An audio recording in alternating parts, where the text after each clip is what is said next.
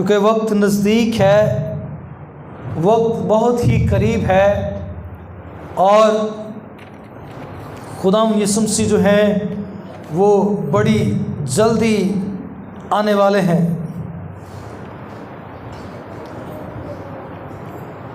Bible मुक़द्दस जो है वो इस हकीकत को बयान करती है और ये 3 बातों पर जो है वो ठहरी हुई है। पहली बात जो है वो ज़ाती ज़िंदगी है, दूसरी मुकाशफा है, इंकशाफ है और तीसरी बात जो है वो ज़हूर है।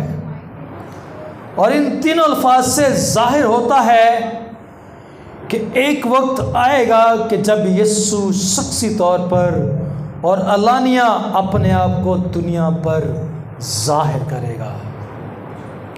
वो वक्त आने वाला है जब खुदावंद यीशु मसीह जो हैं अपने आप को अलानिया तौर पर इस दुनिया पर ज़ाहिर करने को है।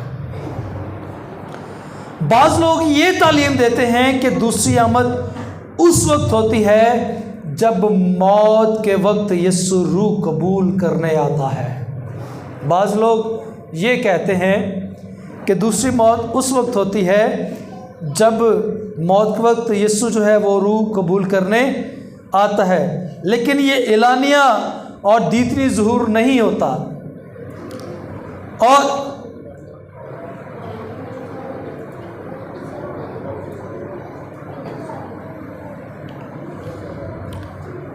कुछ लोग जो हैं वो इस बात को कहते हैं कि पहली आमद में हमारा नजात दहिंदा हलीम और फरोतन हुआ, जबकि दूसरी आमद जलाल के साथ होगी।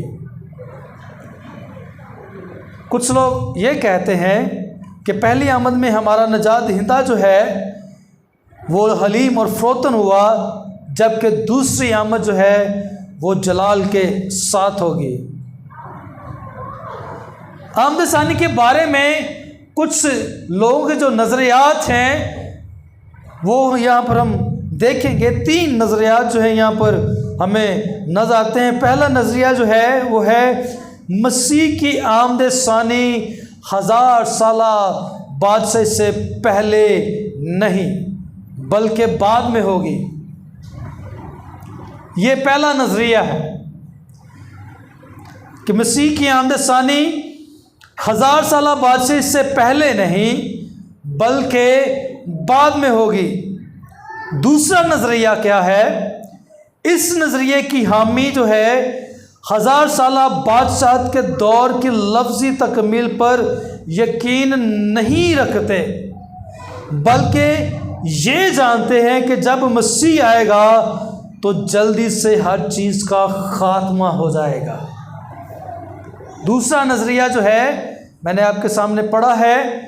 इस नज़रिए की हामी 1000 साला बादशाह के दौर की लफ्ज़ी तकमील पर यकीन नहीं रखते, बल्कि ये मानते हैं कि जब मसीह आएगा तो जल्दी से हर चीज़ का ख़ात्मा हो जाएगा। जल्दी से हर चीज़ का क्या होगा? और तीसरा नज़रिया जो है वो है इसके मुताबिक पहले खुदावंद आएगा, इसके बाद 1000 साला बादशाही का आगाज़ होगा। ये तीसरा नज़रिया है। लोग कहते हैं कि इसके मुताबिक पहले खुदावंद आएगा और उसके बाद 1000 साला बादशाही का आगाज़ होगा। कुछ लोग कहते हैं कि हमने पहला नज़रिया पढ़ा कि 1000 साला बादशाही पहले नहीं बल्कि बाद में होगी। कुछ लोग कहते हैं कि जब दूसरा नज़रिया ये कहता है कि जब यीशु मसीह आएगा तो जल्दी से हर चीज़ का क्या हो जाएगा? ख़ात्मा हो जाएगा। और तीसरा नज़रिया जो है इसके मुताबिक पहले खुदावंद आएगा, उसके बाद 1000 साला बादशाही का आगाज़ होगा।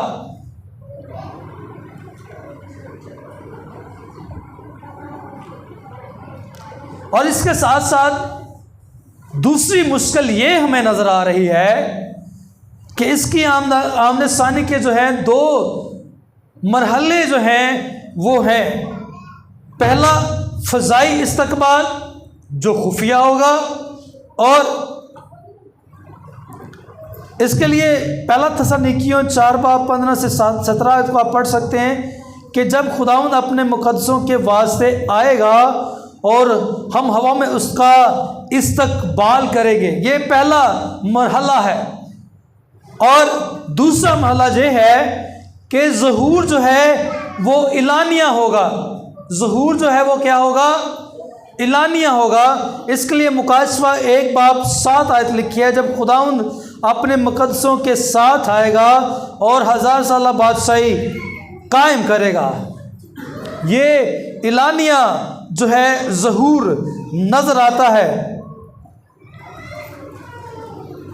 और 1000 साल बादशाही से कबल के नजरिए में एक और इनका जो मसला है या हल, ये मसला ये है कि क्या कलीसिया बड़ी मुसीबत से गुजरेगी या नहीं।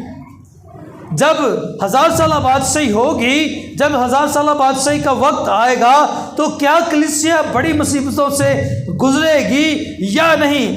इसलिए मुसीबत से कबल और मुसीबत के दौरान के मौज़ूआत पर जो बहस आज तक जारी है, आज तक ये बहस जो है वो जारी है। लेकिन हम आज इस बात को सीखेंगे कि मसीह की आमद की पेश गोइयाँ जो हैं वो कहाँ पर और कैसे कैसे हमें नज़र आती हैं बाइबल के अंदर।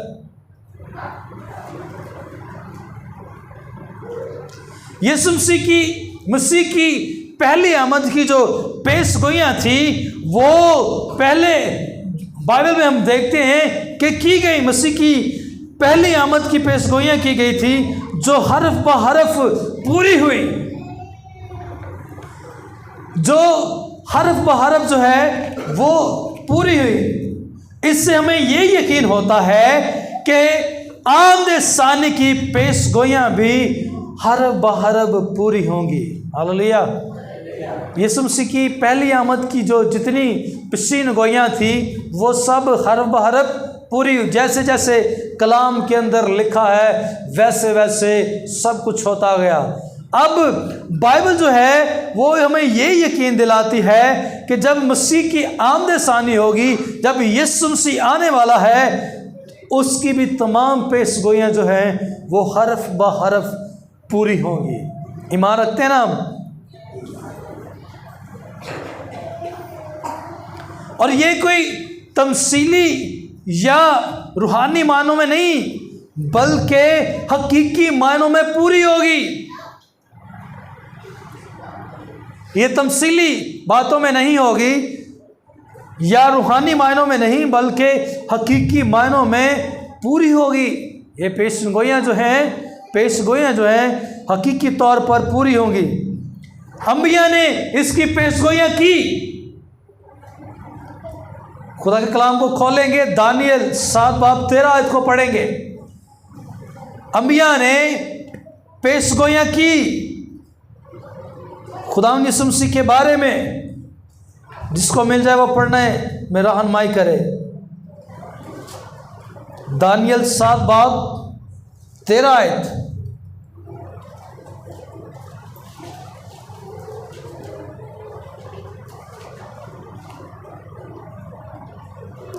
लिखा है, मैंने रात को रोया में देखा, मैंने रात को रोया में देखा और क्या देखता हूं कि एक शख्स आदमजात की मानद। एक शख्स कैसा है?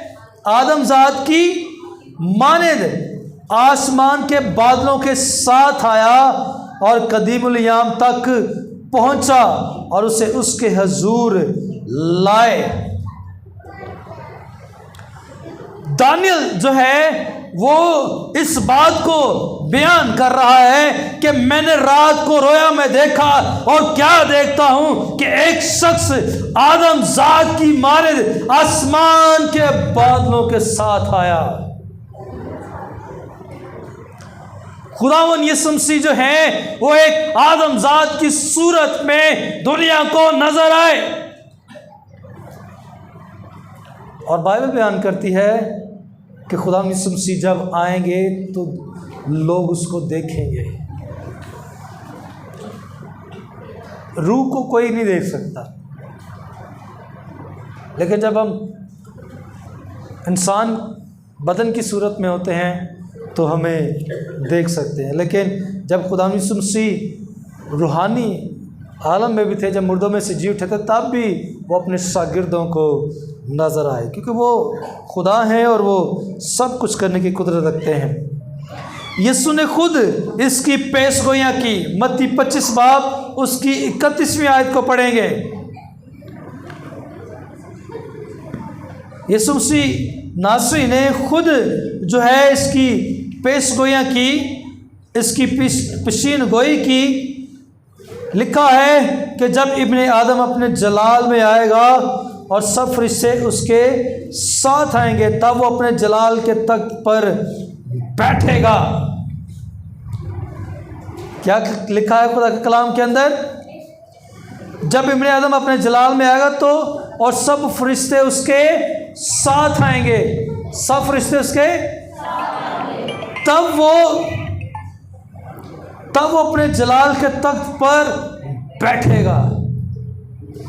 ये हमें बाइबल बयान कर रही है कि खुदावंद यीशु मसीह जो है इस तरह से आएंगे, वो खुद भी नजर आएंगे और उसके फरिश्ते भी नजर आएंगे आते हुए। हालेलुया। ये उसकी पेशीन गोई है कि वो इस तरह से, उसकी जो दूसरी आमद है वो इस तरह से होगी। और पौलुस ने इसकी पेशीन गोई की है। पहला तीमुथियुस 6 बाब 14 आयत के अंदर लिखा है, हमारे खुदावंद यीशु मसीह के उस ज़ुहूर तक हुक्म को बेदाग और बे इल्ज़ाम रख।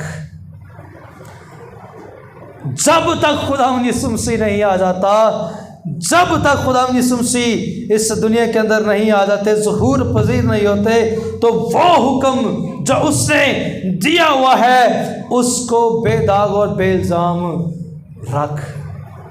ये ना कहे खरे खुदा ने कदम आया। बहुत सारे लोग ये बात करते हैं, हम बचपन से सुनते आ रहे हैं, वक्त नज़दीक है, वक्त नज़दीक है, तो ऐसे बूढ़े हो चले तो वक्त ये तक नहीं आया। तो ये बात हमें हमेशा याद रखनी है कि खुदा ने इस तरह से कलाम किया है कि वो इस तरह से आएगा और जब उसका वक्त होगा वो ज़रूर पहुँचेगा। ये सानू परेशान होने की लोड़ नहीं कि यीशु तो हजे तक आया कोई नहीं। अब खुदा की क्या मर्जी है और वो क्या चाहता है, किस तरह से वो चाहता है कि इंसान की नौबत तौबा तक पहुँचे। मेरे ख्याल में कि शायद जिस तरह खुदावंद यीशु चाहते हैं कि लोग उसके साथ जाएं, उस कदर लोग तैयार नहीं हैं। ये हकीकत गल है कि सारे उत्थे कोई नहीं जाना थोड़े ही है। सो वो लोग जो चाहते हैं कि खुदा की बादशाही का हिस्सा बने, वो लोग जो चाहते हैं कि खुदा के साथ शामिल हो, वो हमेशा खुदा की इन बातों को याद रखें। पहले अंबिया कराम ने पेशगोई की, फिर यीशु मसीह ने खुद की पेशगोई की, फिर पौलुस रसूल जो है उसकी आमद सानी की पेशगोई करता है, और फिर फरिश्ते जो हैं उसकी आमद सानी की पेशगोई करते हैं। इमाल 1 बाब 10 से 11 आयत को आप पढ़ेंगे।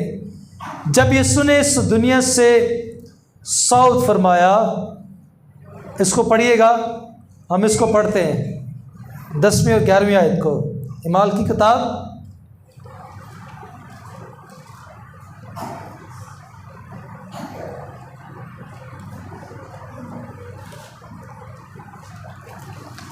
और उसके जाते वक्त जब वो आसमान की तरफ गौर से देख रहे थे, तो देखो 2 मर्द सफ़ेद पोशाक पहने उनके पास आ खड़े हुए और कहने लगे,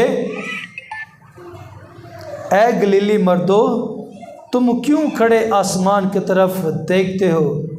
यही यीशु जो तुम्हारे पास से आसमान पर उठाया गया है, इसी तरह फिर आएगा जिस तरह तुमने इसे आसमान पर जाते देखा है। जिस तरह खुदा यीशु मसीह जो है वो आसमान पर उठाया गया, उसी तरह खुदा यीशु मसीह जो है तुम इसको आते क्या करोगे, देखोगे। ये फरिश्तों की पेशीनगोई है। फरिश्तों ने कहा कि जिस तरह तुमने इसे आसमान पर जाते हुए देखा है, तुम वैसे ही आसमान से इसको आते हुए क्या करोगे, देखोगे। इसका मतलब है कि खुदा यीशु मसीह जब आएंगे, खुदा यीशु मसीह जब फरिश्तों के साथ आएंगे, तो खुदा यीशु मसीह और फरिश्ते जो है वो नजर आएंगे और हर आंख से देखेगी, हर आंख की करेगी।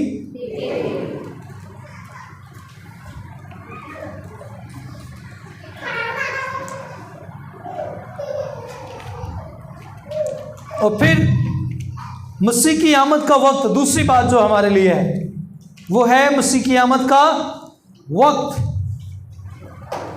ये एक ऐसा भेद है जिसे सिर्फ और सिर्फ खुदा जानता है। कोई नहीं कह सकता कि यीशु मसीह ने कदों आना है।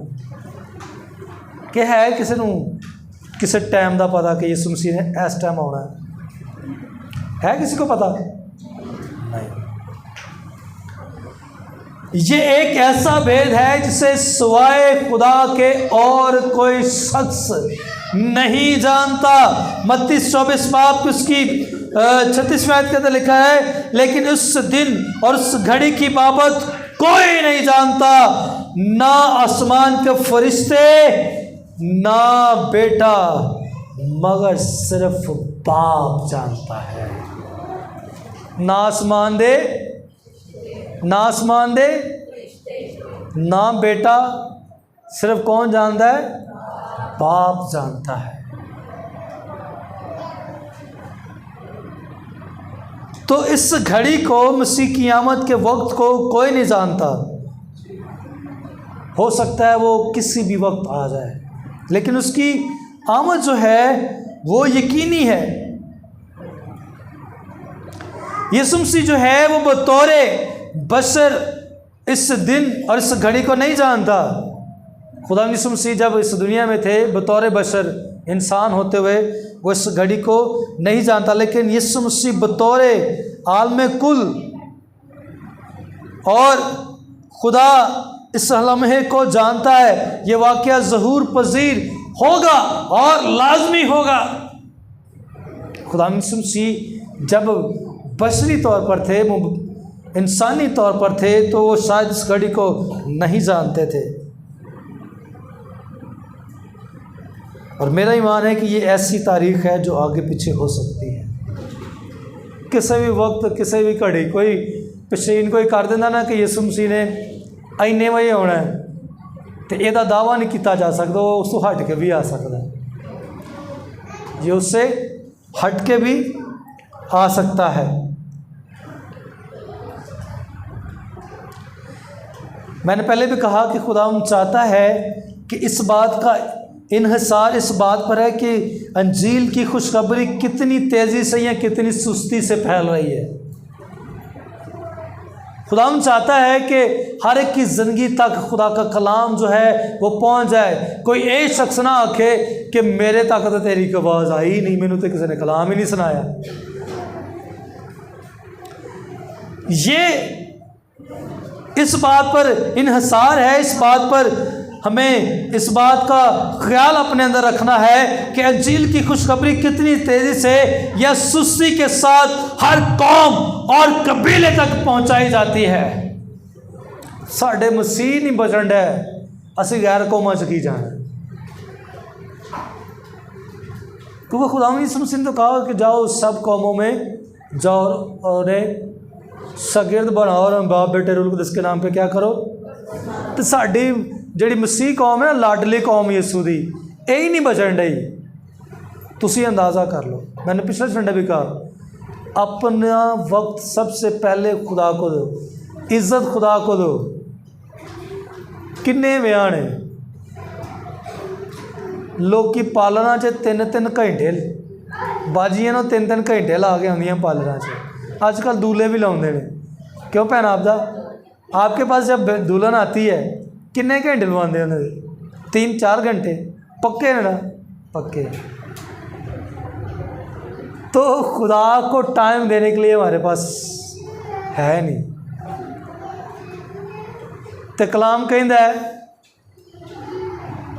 कि तू दुनिया दी सारियां शावां हासिल कर लें ते अपनी जिंदगी गवा लें तो तेनों की फायदा। तो मेकअप किया होवे 3 घंटे मेकअप कर रहे हो तो घर आने आने जान निकल जाए, फिर मेकअप ना ही नप देना उन्हें कहना मेकअप थ्रू ही मेकअप ना ही नप दे। हम खुदा की बादशाही का हिस्सा नहीं बनेंगे क्योंकि हमें खुदा की कदर नहीं है। मैं गल करन लगा जिन्हों इश्क लगा हुआ है ना पहुंचे, खुदा ये डिज़ायर कर रहा है कि क्या ये लोग तैयार हैं। खुदा नहीं चाह रहा कि आप हलाकत का बायस बने, इसलिए शायद वो देर कर रहा है, इसलिए वो अभी तक नहीं आ रहा। वो नहीं चाह रहा कि बहुत लोग अग की भट्टी से सट्टे जान तो थोड़े लोग खुदा की बादशाही च जान। खुदा ने तो क्या मेरे बाप के घर बड़े मकान ने, वो तो चाहता है कि बहुत सारे लोग खुदा की बादशाही का हिस्सा बने, पर लोग खुदा की बादशाही का हिस्सा नहीं बनना चाहते। एवं ही है ना, लोग नहीं चाह रहे। उन्हें ठीक है अही अग दी भट्टियां च सड़ांगे, ऐसा ही है ना। सड़ना चाहते हैं कि बचना चाहते जे, सोने दी सड़कों पर फिरना चाहते तो शायद खाना पीना चाहते कि अग दी भट्टियां सड़ना चाहते। तो फिर हमें ज़रूरत है कि हम मसीह की आमद के लिए ख़ुद को तैयार करें। खुदा तकाजा करता है, खुदा की ख्वाहिश है कि जिन्ने भी ज़्यादा लोग बच सकते हैं खुदा की बादशाही च जा सकते हैं वो बच जाए। खुदा इसलिए ढिल कर रहा है, खुदा इसलिए देर कर रहा है कि ये भी नहीं बचा, ये भी नहीं बचा, ये भी सही तरह ये बचा। तो याद रखिएगा जब खुदा यीशु मसीह आ गया तो फिर सब दी वाट ही लगनी है, सारे फटे ते चढ़ना है, फिर छड़ाने वाला कोई नहीं जोना। फिर कोई कहे ना भी हाँ हाँ हूँ मैं तोबा कर ला, मैनू माफ़ कर दो यीशु जी। यीशु ने कहना बस हुण तो अपना वक्त गुजार चुके हैं, अब इनको वहाँ फेंको जहाँ रोना और दांत पीसना है। इसलिए हमें ज़रूरत है कि हम मसीह की आमदसानी के बारे में देखें। अंजील कितनी तेज़ी से फैल रही है, यह अंजील और ज़्यादा सुस्त हो गई है फैलाने में, और ज़्यादा लोग जो हैं वो अपने कामों में मसरूफ़ हो गए हैं। अभी मैं रात को ये बात कर रहा था, एक नौजवान मुझे कहता असी 6 फुटा स्टार बनाया तो असं गिरजे से लाना है तो असं दिसंबर के शुरू से ही ला देंगे। मैं कहा वेरी गुड। और मुझे बात याद आई कि बड़ा ज़बरदस्त दौर था वो, जब रात को फुल सर्दी होती और लोग कैरल पार्टियां निकालते और अपने घरों पर स्टार लगाते और लाइटें लगाते। आजकल मेरे ख्याल से नज़र ही कुछ नहीं आता। क्या होता है? कुछ नहीं नज़र आता। स्टार कहीं पर बड़ी एवं टावा टावा किते लगे होंगे, किते किसी ने टावा टावा लाए होंगे। पिछले साल किन्ने स्टार लाया सी, किन्ने लाया सी स्टार, किसी नहीं लाया। इत्थों ही अंदाज़ा कर लो कि खुदा की खुशखबरी तेज़ी ने फैलन डी है कि सुस्त होंदी जान डी है। हो सकता है कि ये खुशखबरी जो है वो गैर अक़वाम के अंदर ज़्यादा फैलती हो, ज़्यादा मिनिस्ट्रियाँ काम कर रही हो, तो अपना घर जो खराब होता जान डे। इसलिए ज़रूरी है कि जो खुदा के चुने लोग हैं, जिनके लिए खुदा यीशु मसीह ने अपनी जान दी है, वो तो सही तरह अपना कामों को सरअंजाम दें। लेकिन वो कम होते जा रहे हैं और दूसरे लोग बढ़ते जा रहे हैं। इसलिए खुदा यीशु मसीह ने कहा कि जड़े अव्वल ने और आखिर हो जाएंगे, जड़े आखिर ने वो की हो जाएंगे, अव्वल हो जाएंगे। तो मैनू लगता कुछ इस तरह ही होने वाला है, होना इस तरह ही है, होना इंज ही है। असीं जिहड़े लाडले ना लाडले, मैनू लगता कि असीं रह जाना है, असीं लाडले रह जाना है तो खुदा की बादशाही से होरां ने वड़ जाना है। यीशु मसीह ने कहा बुलाए तो बतेरे ने पर बरगज़ीदा थोड़े ने, बुलाए बतेरे ने, पर बरगजीदा जड़े ने वो थोड़े ने, जड़े बेटे ते बेटियां बने ने वो घट ने। इसलिए वो आने में देर कर रहा है कि हुण भी बच जान, हुण भी बच जान, हुण भी बच जान ते हुण भी बच जान। लेकिन शायद हम इस बात के लिए तैयार नहीं है कि हम बच जाए। तीसरी गल, मसीह की आमदसानी का मकसद क्या है? पहली गल असीं जिहड़ी सीखी वो है मसीह की आमदसानी दीयां पेशगोइयां होईयां। दूजी गल सीखी कि मसीह की आमद का वक्त जिहड़ा है वो बाइबल च बयान लिखा है किया गया है, ना फरिश्ते जानते ना बेटा जानता है, सिर्फ बाप जानता है। फिर तीसरी बात जो है वो है मसीह की आमदसानी का मकसद। मसीह के आने का मकसद क्या है? दोबारा मुकद्दसों की निजात को कामिल करने के लिए वो आ रहा है। मुकद्दसों की निजात को कामिल करने के लिए उसने आना है। उसने हमें गुनाह की कुदरत और गुनाह से छुड़ा लिया है, लेकिन उस वक्त वो हमें गुनाह की मौजूदगी से भी छुड़ाएगा।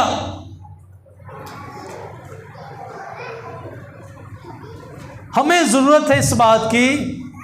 खुदावन इसलिए आ रहा है, उसके आने का मकसद ये है कि जो मुकद्दस लोग हैं वो निजात को कामिल कर जाएं। या मुकद्दसों की निजात को कामिल करने के लिए वो आ रहा है।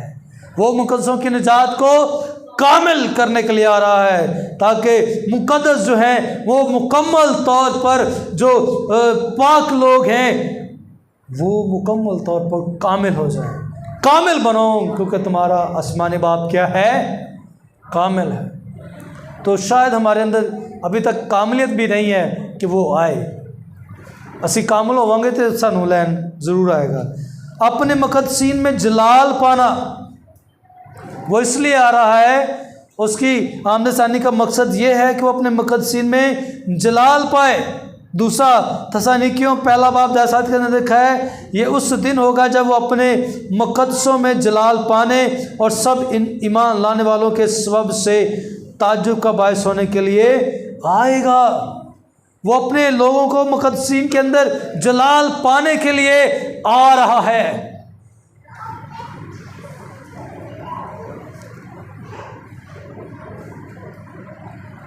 हर एक आंख उसे देखेगी और हालेलुया हालेलुया उससे कहेगी।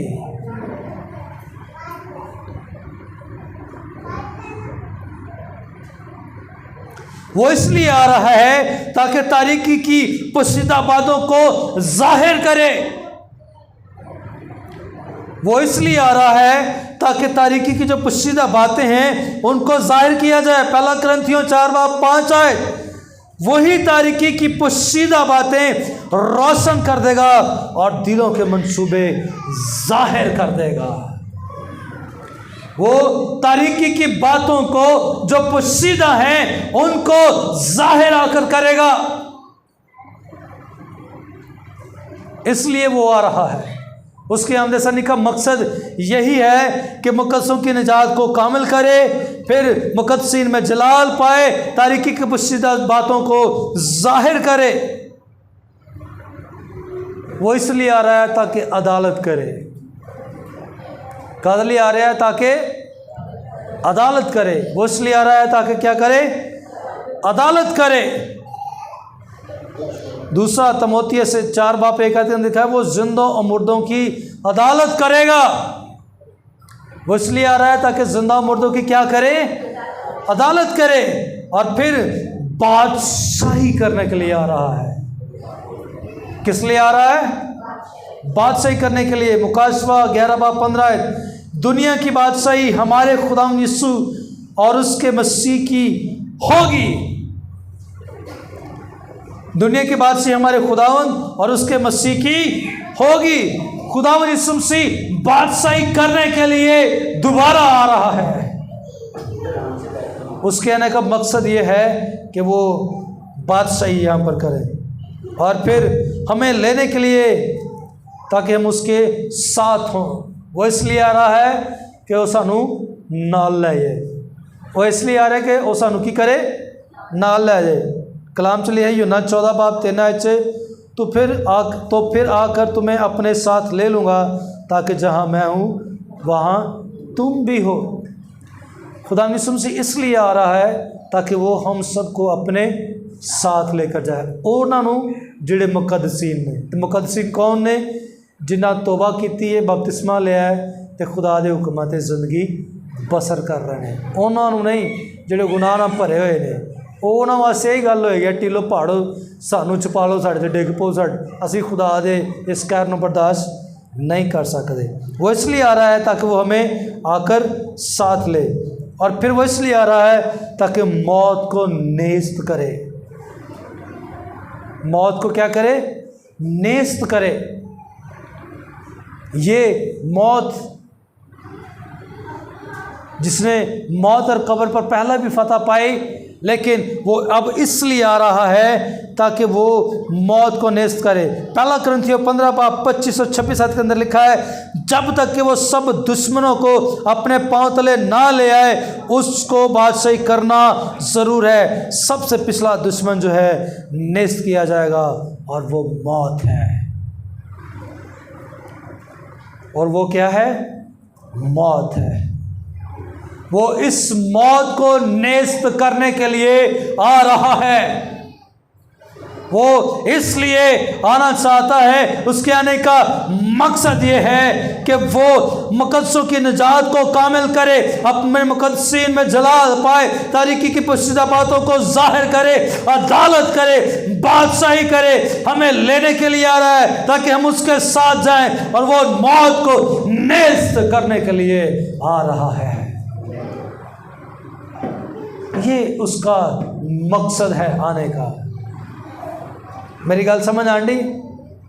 आई गल समझ के नहीं? यीशु मसीह क्यों आंडे भला जी? यहाँ पर हम ख़त्म करेंगे, आगे फिर अगले इतवार हम इस बात को सीखेंगे जी। मैं 7 गल्लां दसियां थे यीशु मसीह क्यों आना चाह रहा है अपने मुकद्दसां नूं लैण, शाबाश, और बादशाही करने, और मुकद्दसों में अपने जलाल को ज़ाहिर करने के लिए, और अदालत करने के लिए, शाबाश, मौत को नेस्त करने के लिए आ रहा है। Hallelujah, hallelujah. ने तो मैंने एहसास पता चल रहा है कि सारे जागण डे ने। Hallelujah, praise the Lord. और जी बाजी सोनिया, खुदा उन मुकद्दसीन के अंदर अपने जलाल को ज़ाहिर करने के लिए आ रहा है। और शाबाश भाइयों में से, और जी कोई और? क्यों खुदा यीशु मसीह आ रहा है? क्यों भाई बोले क्यों यीशु आ रहा है? हमें लेने के लिए आ रहा है। हालेलुया। तो केड़ा केड़ा तैयार है यीशु नाल जान ले? हाथ खड़ा करो। हाँ, सब तैयार ने। चलो, एक गीत बड़ा ज़बरदस्त इंडिया का, यीशु का जहाज, बड़ा पंजाबी ज़बरदस्त गीत मैं आपको सुनाऊंगा किसी दिन, कि उसमें बैठेगा कौन और उसको चलाने वाला कौन है, और हम किस तरह से जहाज़ के अंदर बैठ सकते हैं और खुदा की बादशाही का हिस्सा बन सकते हैं। तो हमें उसकी आमद सानी की तैयारी करनी ताकि वो जल्दी आए और इस मुसीबत तो इस दुनिया तो साढ़े छुटकारा छुट जाए। आमीन। खुदा आपको बरकत दे। आइए दुआ करेंगे खुदा के हुज़ूर। Praise the Lord.